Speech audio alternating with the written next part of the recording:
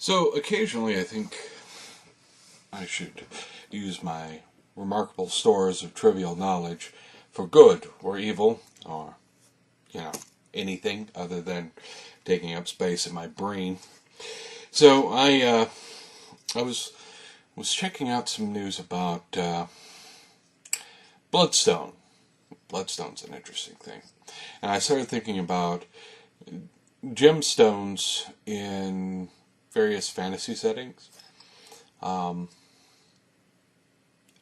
once in a while you'll see one that uses diamonds, but most of the time it's some sort of exotic or colored stone, a ruby, an emerald, sapphires or something, as somehow having mystical significance. Now, diamonds are interesting gems, and they're probably, unlike most of the gems in the world, they're harder, they're formed differently than a lot of them. So, most gemstones form from a sort of soup of chemicals and form crystals and cook over time, and voila, you have amethyst or tourmaline or, what have you. But I was thinking about bloodstone, and I should say my day job involves me dealing with gemstones a lot, which means I spend a lot of time learning about gemstones. And it's a fascinating subject. And some of them are just innately interesting. Or at least, you can't look at bloodstones and think, well, there's nothing interesting there. I mean, it almost speaks to having some sort of mystical origin, doesn't it? I do find it interesting that most of the time people don't know what bloodstone is. It's jasper with a bit of iron oxide in it that gives it sort of a red tinge, which makes it look kind of like drops of blood mixed in with the stone. And there are some legends about it. It's actually used in a lot of odd, sort of, I guess, semi-alchemical folk remedies. So it gets ground up and people drink it, which is maybe not the best idea, but whatever. I don't think they drink enough to actually hurt themselves, so there's that. But it also makes it hard to find really good ones in the wild. Now, there's a mystical, sort of semi-mystical, mythical story about jasper being turned to bloodstone when Christ bled on it. There were a number of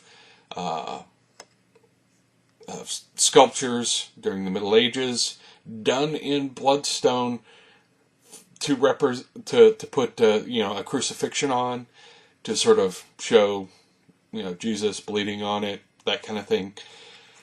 It's interesting. It's sort of a green and red swirled stone, and it's not the prettiest stone in the world, but it looks dark and mysterious, and I could totally see why you would want to use that as some sort of mystical element in your mythology, or in a more modern sense, your gaming world. Bloodstone is fascinating to look at and to handle, but it's not that pretty. You can't hold it up to the light and just like, ooh, these fake stones that I have. There are a number of faceted stones that have this kind of quality to them, where you can hold them to the light and you can get the light passing through them, and they're pretty to look at, right? Some of them don't have great names. There's something they're sometimes referred to as Russian emerald. It's chrome diopside. It's a very pretty stone. It's green, and it actually looks more like what people think emeralds look like than what emeralds look like. But There's a myth about it where, sometimes the stone will weep. I think that's a cool idea. Weeping stones. But it's a relatively soft, on the Morse scale anyway. Green stone, looks very pretty, catches light just right. It more so than most of the emeralds that you'll actually find in the wild. It also leads me to think about science fiction and gemstones, and fantasy and gemstones, and trying to come up with an interesting explanation for why you have them. Diamonds form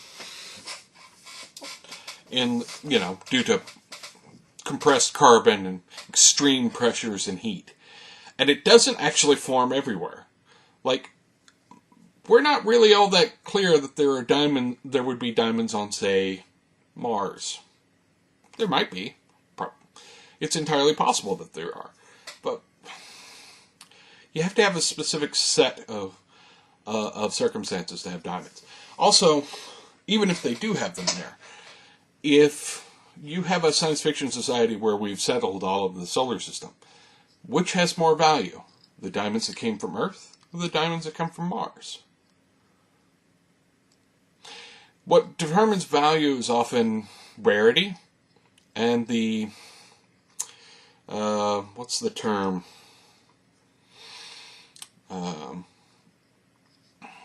The history of something, the history of the object. For instance, if I have this, now they had editions that came after. The rules in the editions that came after this, or at least the printings that came after this, were almost the same. They had different art on the cover. Which one's more valuable? This one or the one that had the different artwork? This one's more valuable because nostalgia, right? Harder to find. Say you leave Earth. Earth diamonds are amazingly valuable when you can't get them anymore. Diamonds on Earth are sort of forced up into value now because the diamond industry wants them that way. But, if you leave Earth, those diamonds that you have from Earth are going to be vastly more valuable than they would have been. They will be more valuable than the ones you find on the planet you end up. And then you end up with the odd ones that are regional. Tanzanite. Tanzanite's a beautiful stone. It's a beautiful blue stone. It's actually about the shade of this. And it's a blue stone. It comes from Tanzania, and only Tanzania. No, really. It only comes from there. And we're almost out of it. It's like almost mined out. It's a beautiful blue stone. It's a gorgeous stone. And you can only get it in one country on this entire planet. Well, if you're living on a Jupiter colony, and you happen to find something that has similar chemical traits that generates a same blue stone, the Earth version may actually end up still being more valuable because we have nostalgia. We have history there. Even if this new stone puts a glut on the market, it's not exactly the same. It is not, the same vintage, as it were. Value is based off of a bunch of different objects. A bunch of different elements that work together. So sometimes it's not always clear. Also, I was thinking about sort of the fantastical settings, like the Lady Saber setting I've been looking at and I've been writing up notes on. It's a floating land. It's a bunch of floating land in a big ethereal space. Well, is the land masses Are they thick enough to generate gemstones like diamonds? If not, what is the valuable gemstone? Those are interesting questions. They haven't really addressed it in the comic, but it's an interesting question. And I think if you're thinking about a fantastical world, you might want to think about those elements. Because gemstones are often an element in stories. They make great MacGuffins. They get great story elements that, people want. The emerald of blah, the big ruby of Hunan, and only the chosen one may, whatever. Or, look, I found a ruby the size of your head. I think it's valuable. Also, there's another thing that along the same lines, different gemstones over the centuries have been confused for other ones. There is a gemstone called spinel. And spinel wasn't actually officially discovered that it was a separate thing until like the 1850s, right? But a number of things that have been called rubies over the years were actually red spinel. The Black Prince's ruby and the Imperial Crown of England is actually spinel. Some of the more famous rubies in history were red spinel. Who knew, right? So what happens when you find out that the stuff that you thought was the same isn't?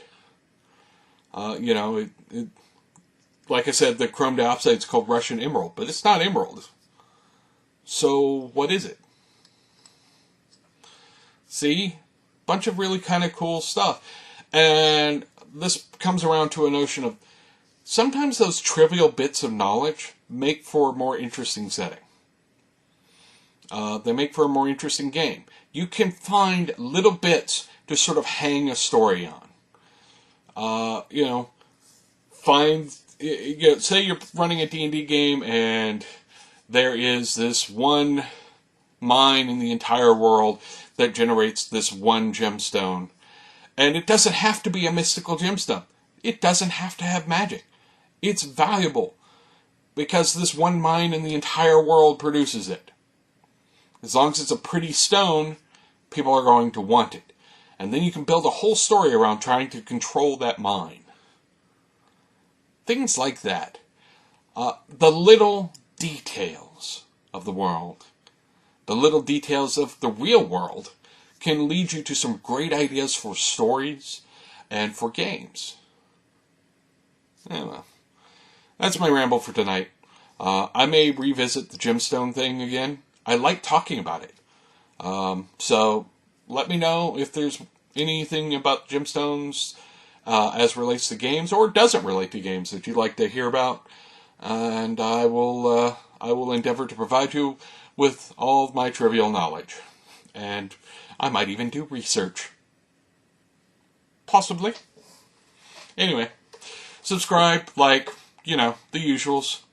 See me on the socials. And everybody have a good night.